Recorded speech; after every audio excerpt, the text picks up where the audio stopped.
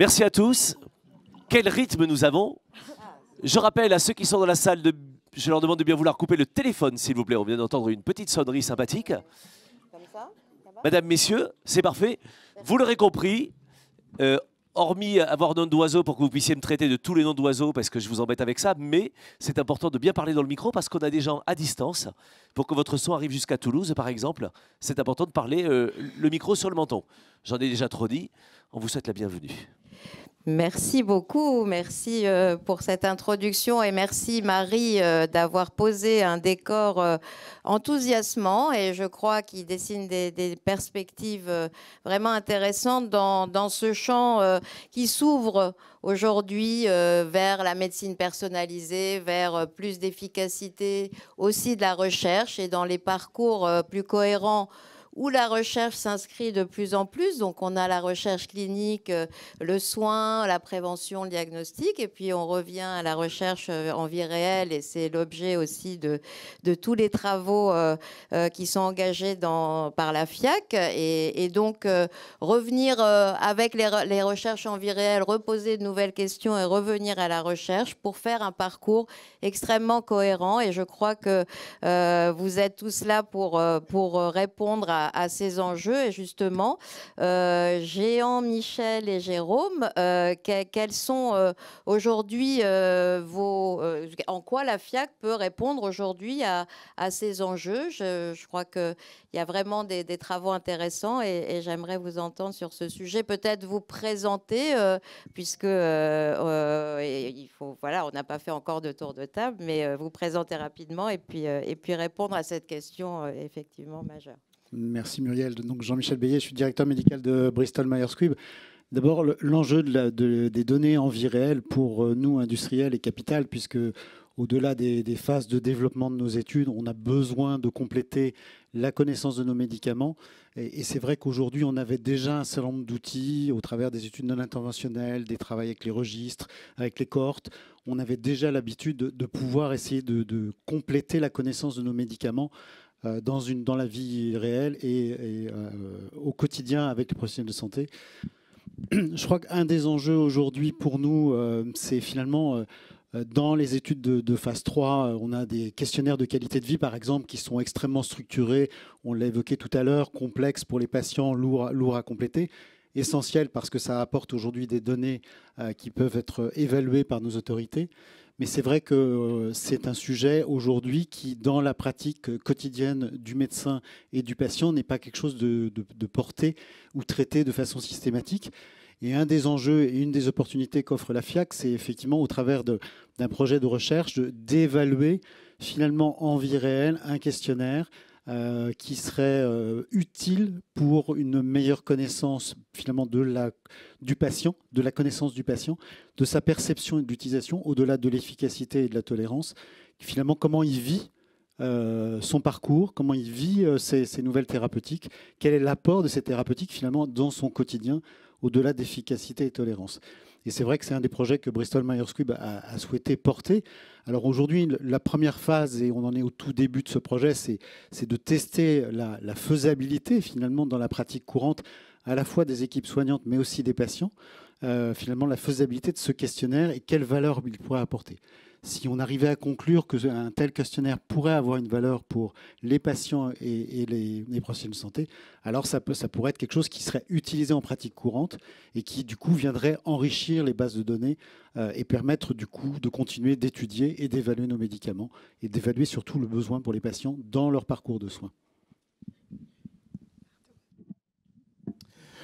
Bonjour, j'ai bien mis mon micro sous le menton, j'espère qu'on m'entend bien. J'ai la barbe, les lunettes, mais là-dessus, ça va être compliqué d'atteindre ton niveau, Frédéric et Guy.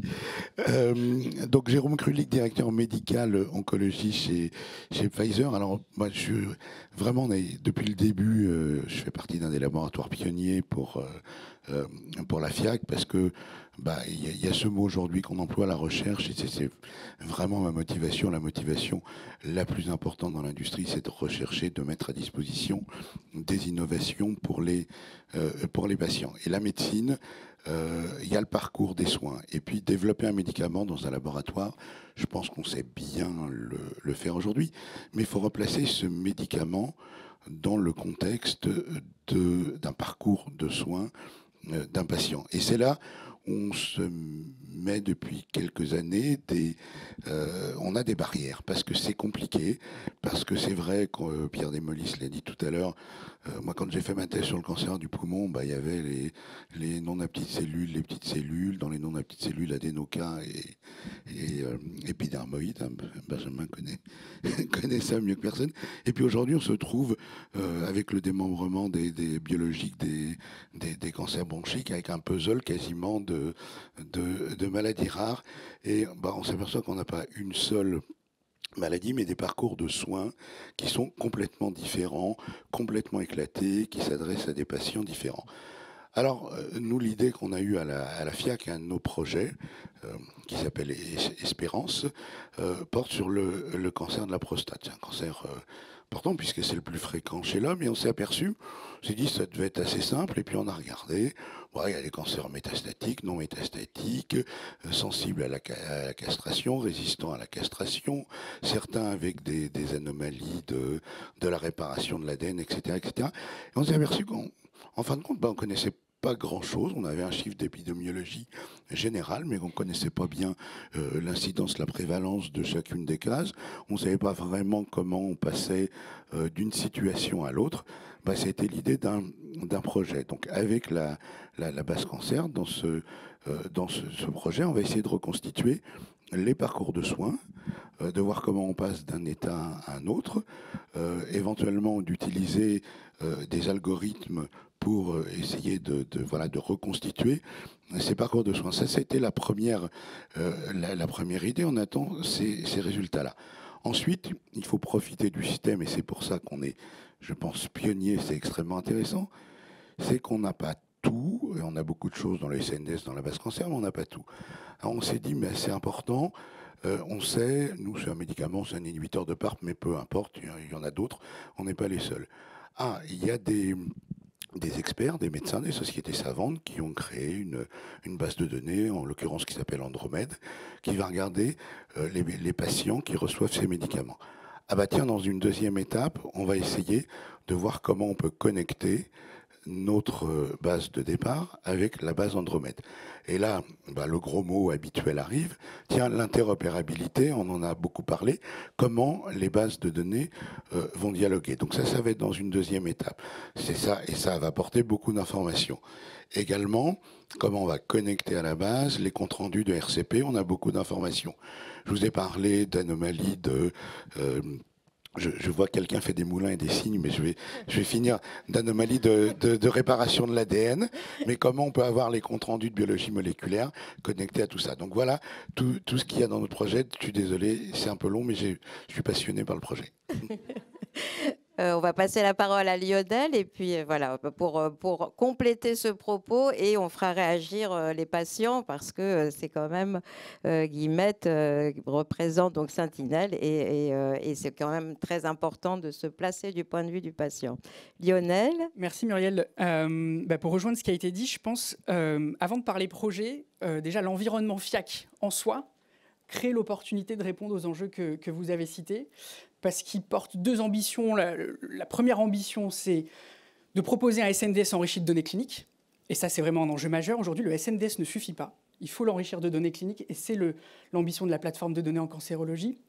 Et puis la deuxième ambition, c'est d'encourager l'utilisation de l'intelligence artificielle, qui est un peu le moyen d'arriver à faire des choses innovantes qui vont servir la recherche et les parcours de santé. Donc forcément, mener des projets au sein de la FIAC va répondre, à mon sens, à cette question. Pour vous partager l'exemple MSD, du coup, on développe avec l'INCA, avec les équipes de la FIAC, un travail sur les parcours de soins, notamment sur une période qui nous intéresse particulièrement, qui est depuis la suspicion du cancer. Et donc là, on s'est intéressé au cancer du poumon, en passant par le diagnostic jusqu'à la mise sous un premier traitement. Et l'enjeu de ce projet, c'est d'identifier des errances, des ruptures, des disparités à l'échelle territoriale et de comprendre ce qui peut les expliquer. C'est un sujet, je pense, qui peut rassembler tous les acteurs, extrêmement complexe, parce qu'il y a autant de parcours limites que de patients. parce que, comme l'a dit Jérôme, les parcours se sont sophistiqués aussi, avec l'arrivée de la médecine de précision, et parce que ça fait intervenir beaucoup d'équipes, d'établissements, de structures. Donc il y a une multidisciplinarité qui est extrêmement compliquée à capturer. Et donc à chaque fois qu'on a voulu travailler sur ces sujets, on était confronté à 2 obstacles majeurs. Un, on avait le risque de perdre le patient en cours de route, parce qu'on travaillait sur des bases finalement qui permettaient pas, des bases uniques qui permettaient pas finalement de tracer l'ensemble du parcours du patient. Et puis on manquait de méthodes de calcul puissantes pour analyser ces parcours. Et donc avec la FIAC, mener ce type de projet, on va pouvoir, je pense, à mon sens, lever ces défis. Et donc, je réponds aussi à l'invitation de la DGOS. Très clairement, si on peut travailler avec eux sur ces sujets, si on peut échanger avec eux sur ces sujets, on est hyper intéressés. Et puis, on sera surtout intéressés, lors d'une prochaine journée FIAC, de présenter des premiers résultats. Absolument. Donc, on touche du doigt là l'enjeu de faire monter en puissance toutes ces nouvelles techniques et cette nouvelle connaissance, mais respecter le parcours du patient, ne pas lui faire perdre de chance, mais en même temps être sûr de lui offrir la meilleure opportunité. Guillemette, votre sentiment sur ces enjeux et ce qui se passe aujourd'hui, qui est quand même un grand mouvement vraiment dynamique. Pas si mon micro... Si, ça y est. Bonjour à tous. Alors, moi, je travaille pour Sentinelle, qui est une association dont la vocation est de mieux faire collaborer les citoyens et les chercheurs pour que la recherche avance plus vite et soit plus proche des attentes des citoyens. Et je parle de citoyens, d'ailleurs, plus que de patients. Déjà parce que la recherche, ça concerne absolument tout le monde. La recherche n'a pas besoin que de gens qui ont été malades. Elle a aussi besoin de gens qui n'ont pas été malades. Et aussi parce que pour nous, c'est important de repositionner la participation à la recherche dans le champ de la citoyenneté. Parce que participer à la recherche, c'est participer à la santé future de tout le monde. Et donc, pour nous, ça fait vraiment partie de la citoyenneté. Et moi, j'aimerais rebondir sur ce que Jean-Michel disait et sur ce qui a été dit aussi du point de vue des citoyens sur l'évaluation de la qualité de vie et qui est formidable, hein, cette progression qu'on a de mieux intégrer le point de vue des premières personnes concernées. Alors, j'ai plusieurs choses à dire. Déjà, là encore, on reparle de citoyens, pas forcément que de patients, parce que la maladie, ça ne touche pas que la personne malade. Et que si on commence à bien considérer l'évolution de la qualité de vie, je pense qu'il est intéressant qu'on se pose la question de savoir à qui on pose la question. Et ça peut être plus large que simplement le patient, si on regarde le parcours dans le long terme. La deuxième chose, c'est qu'on a parlé du fardeau. Ça a été évoqué. Il y a des solutions qui sont très concrètes, qui peuvent être très logistiques pour éviter un peu ce fardeau du remplissage du questionnaire pour les citoyens et pour les patients. Mais moi, j'aimerais aussi qu'on réfléchisse ensemble à qu'est-ce que symboliquement on peut faire, au-delà de la logistique, qu'est-ce que symboliquement on peut faire pour que les citoyens prennent vraiment conscience de l'utilité de ce qu'ils sont en train de faire et de l'importance de ce qu'ils sont en train de faire. Parce que historiquement, ils ont, avec beaucoup de bonne volonté, rempli des questionnaires sans jamais savoir exactement à quoi ça servait. Sans jamais en retirer quoi que ce soit personnellement. Comment est-ce qu'on peut réfléchir ensemble pour que ça change ? Pour que ça change, pour qu'on engage les citoyens, non pas en one-shot, étude par étude, quand on a besoin d'eux, mais peut-être aussi plus sur le long terme, qu'ils soient fiers de participer à la recherche et qu'ils en aient retiré quelque chose personnellement. Alors, je vais déjà parler juste pour Unicancer. Hein. Je signale qu'on a mis en place une stratégie, une charte aussi pour impliquer les patients à toutes les étapes de la recherche et donc faire en sorte que les recherches soient plus adaptées aux besoins des patients et écoutent les patients. Mais je vais bien sûr passer la parole peut-être... Jérôme, pardon. Non, c'est extrêmement important. Est-ce que dans les propos que j'avais et ce qu'on fait, le but essentiel, c'est de le faire au service des patients, des citoyens, parce que le bénéfice, c'est là où il doit aller. Et on parle de vie réelle, on peut dire de vraie vie, ou je ne sais pas ce qu'est la fausse vie ou pas, mais bon. Mais ça nous concerne, ça nous concerne tous, et effectivement, il ne faut pas que des résultats, comme parfois ça peut arriver, restent comme ça dans une publication obscure. Il faut que ça serve à quelque chose. C'est vrai que le retour vers les patients, les citoyens, il doit être important. On doit expliquer, on doit travailler ensemble, on doit construire ensemble quelles sont les bonnes questions qu'on doit poser en qualité de vie, comment on capture les données.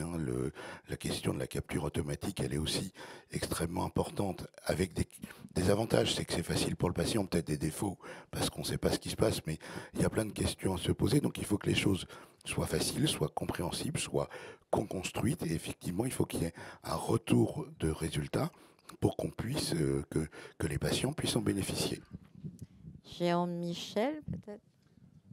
Oui, je crois que l'enjeu effectivement du retour aux patients et tout questionnaire ou toute donnée qu'on collecte, finalement, elle doit venir enrichir ce dialogue entre le médecin et son patient ou le citoyen.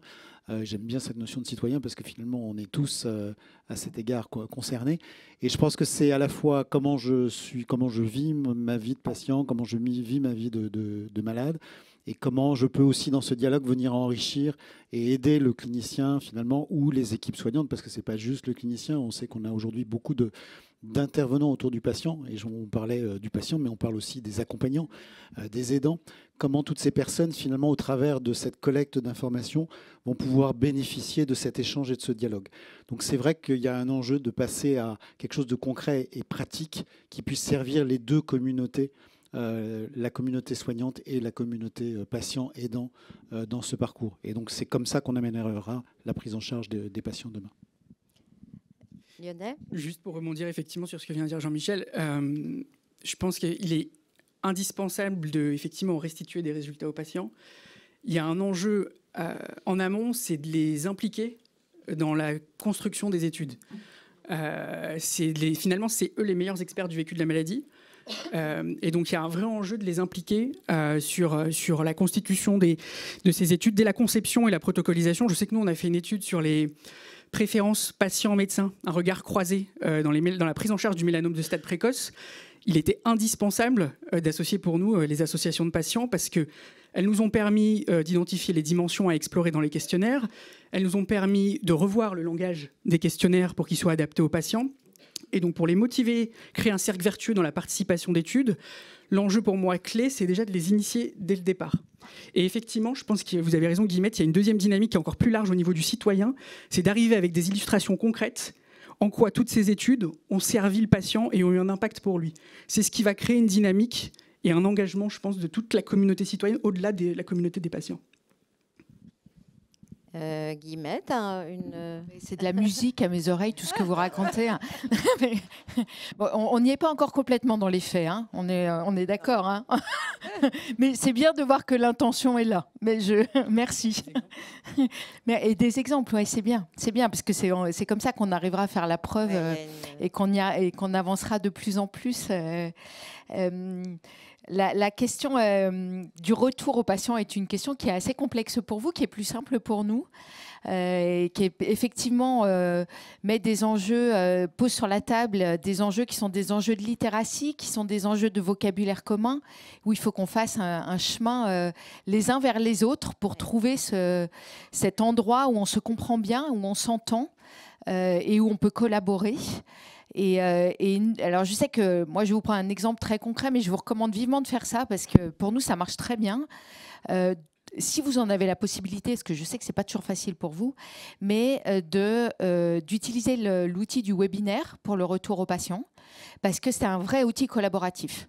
C'est-à-dire que c'est un outil qui est accessible pas à tout le monde, malheureusement, mais quand même au plus grand nombre.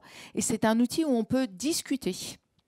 Ce qui n'est pas toujours le cas quand c'est quelque chose qu'il faut lire, qui est moins accessible ou quelque chose où on n'a pas cette possibilité du dialogue.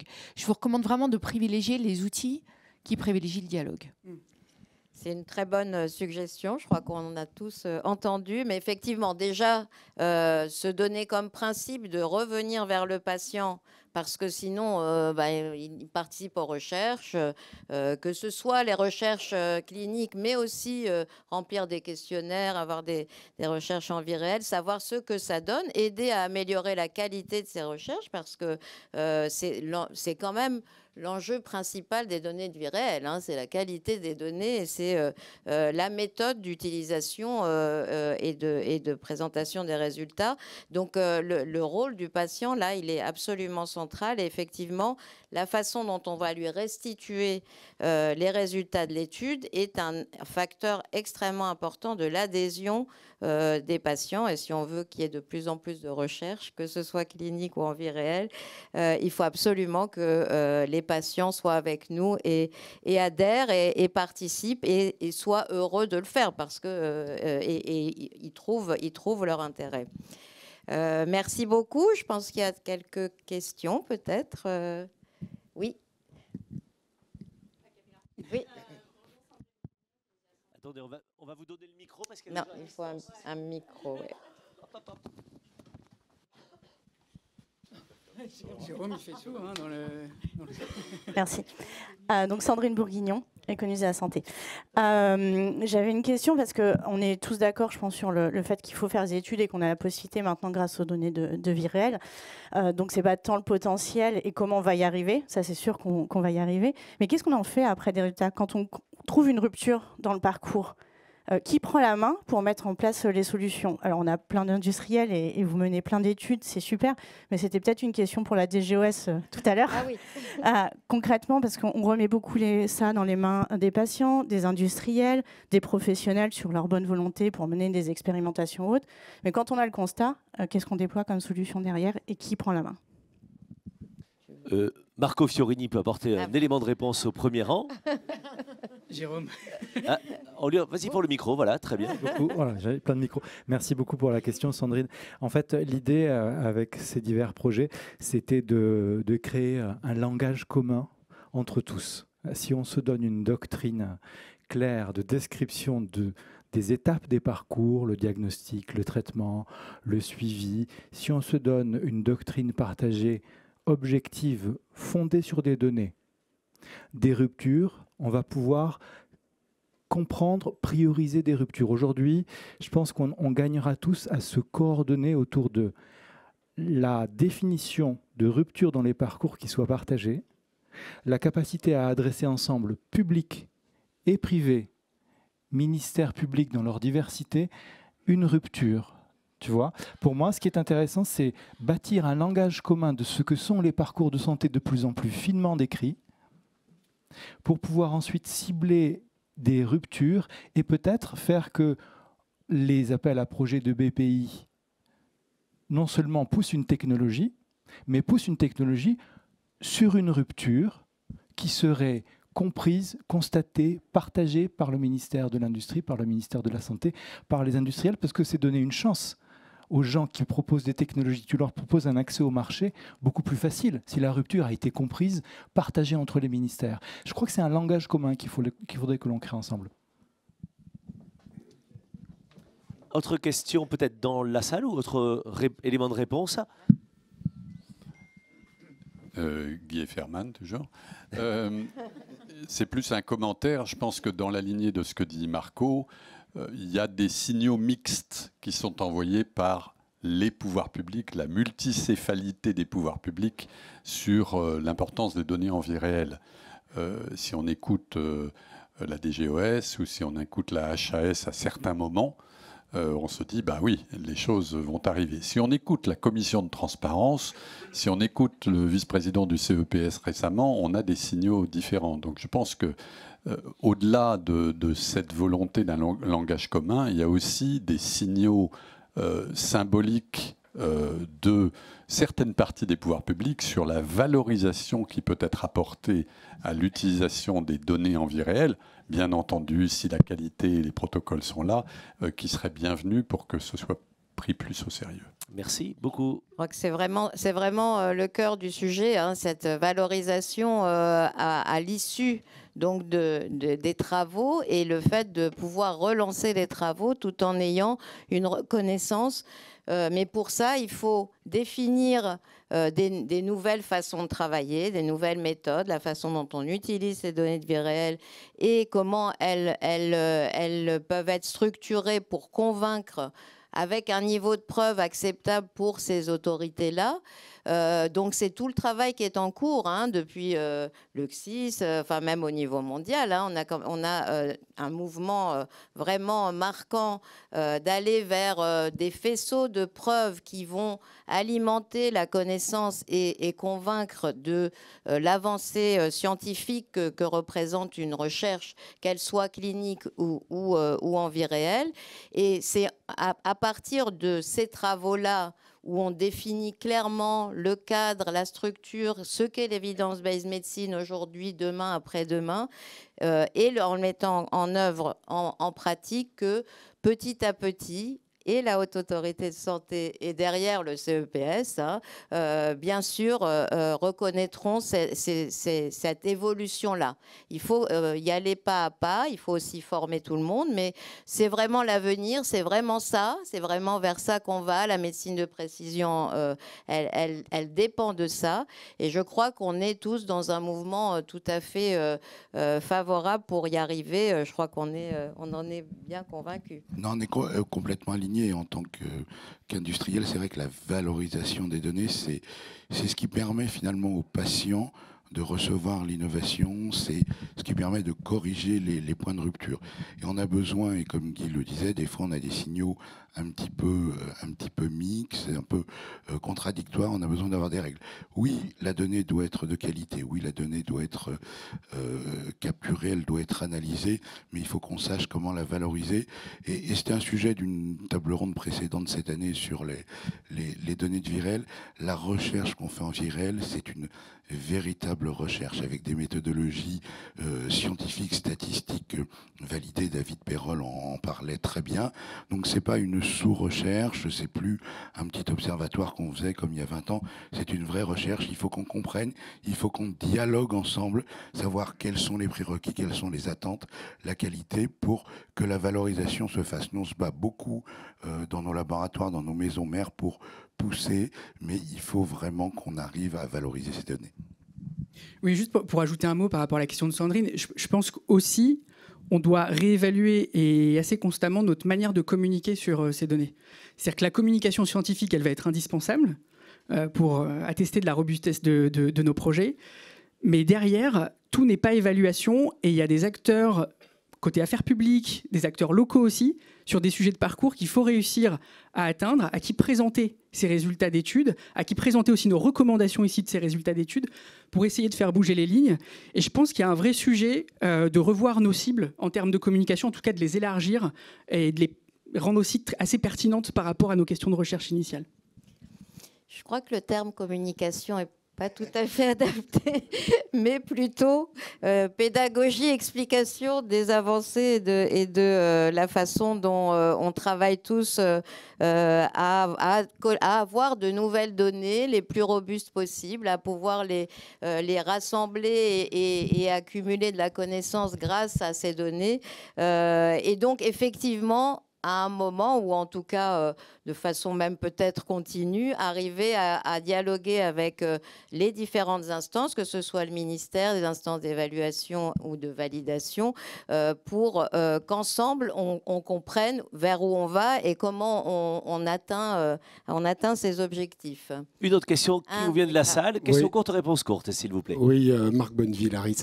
En prolongement de cette réflexion, puisqu'on parle de l'interface entre données de vie réelle et recherche, ce qui ne me paraît pas complètement clair, c'est actuellement, en fait, quelles expertises de recherche sont sollicitées pour la récolte et la méthodologie de ces données de santé. Et en particulier, on évoque beaucoup, en fait, les enjeux, justement, logistiques, de modalités de récolte, d'intégration, etc.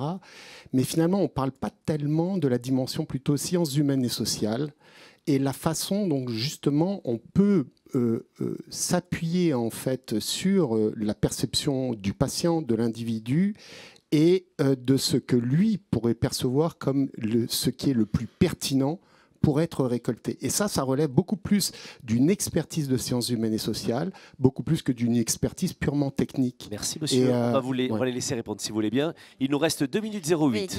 Oui, je veux bien. C'est un très, très bon point sur lequel, nous, au sein de Sentinelle, on travaille beaucoup.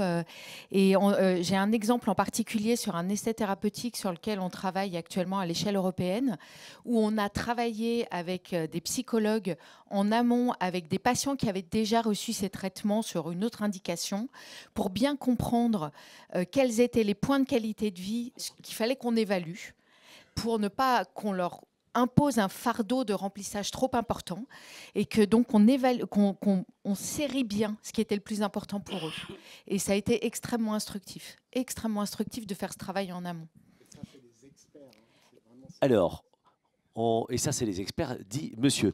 Il reste 1 minute 20 et donc 12 secondes pour vous et 12 secondes pour ici.